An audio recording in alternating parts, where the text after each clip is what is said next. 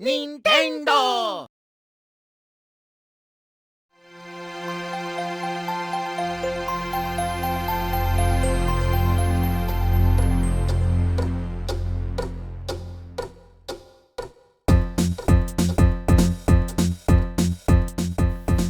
Released in 2005 for the DS, Partners in Time had big shoes to fill following the success and love of its predecessor, Mario and Luigi Superstar Saga.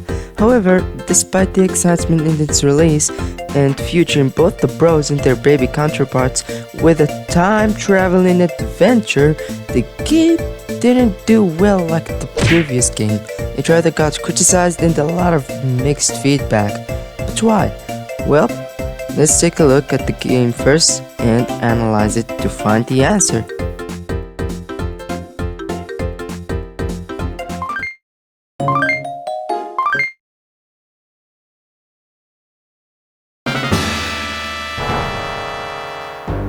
The events of the game takes place in Peach's castle from the past, where all of the chaos happened out of nowhere. The game explains to us in the beginning that some aliens known as the Shroops were trying to find a new home to live in. So, they discovered the kingdom on a planet, which is of course the Mushroom Kingdom, and went there. But instead of being friendly neighbors, they decided to take everything and kill everyone. At the present time,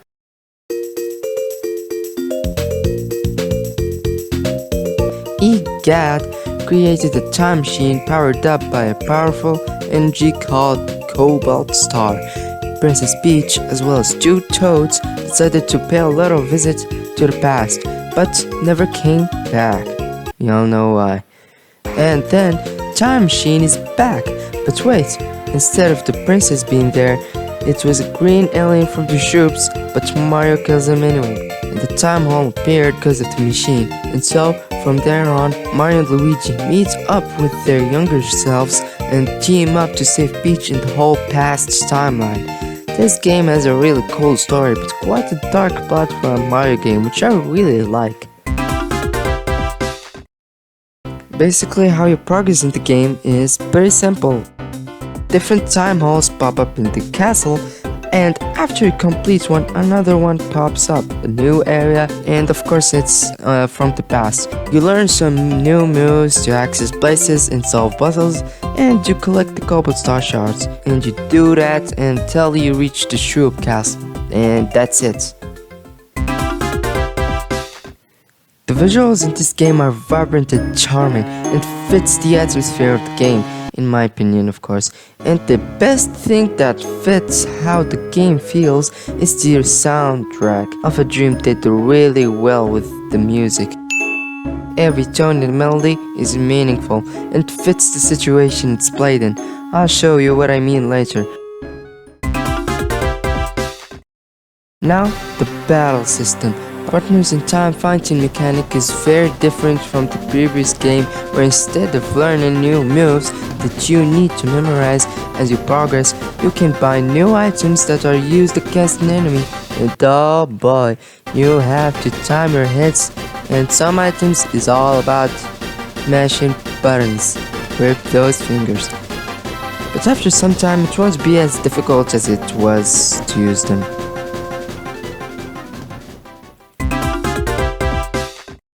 The writing and the characters are quite charming too, as well as the humor we know from Mario's franchise.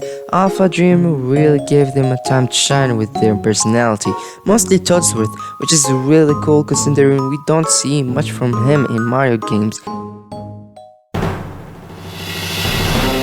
After defeating Princess Shroop and Peach being freed, it turns out that Peach used the Cobalt Star to imprison Princess Shroop's older sister, and when it's complete, she breaks free, which is exactly what happens because of Baby Bowser.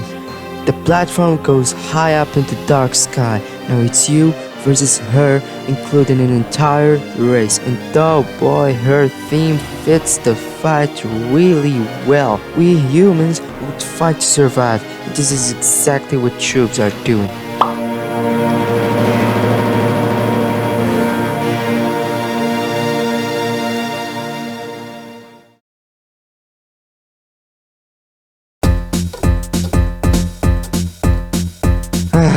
Finally, now that we analyzed and got an overview of the game, I replayed it myself and beat it. And I found the exact reasons on why the game didn't receive as much love as Superstar Saga nor the other games in this series. One of the biggest reasons is the pacing and progression. What I mean is, the game required players to revisit areas quite often. The backtracking and excessive dialogue didn't make the experience for some players that enjoyable. Another common critic is targeted towards the art style. While it was charming, it didn't appeal to everyone, I guess. A reason that we mentioned before was the difficulty. It was hard to use the items like I said previously, due to players requiring speed and timing.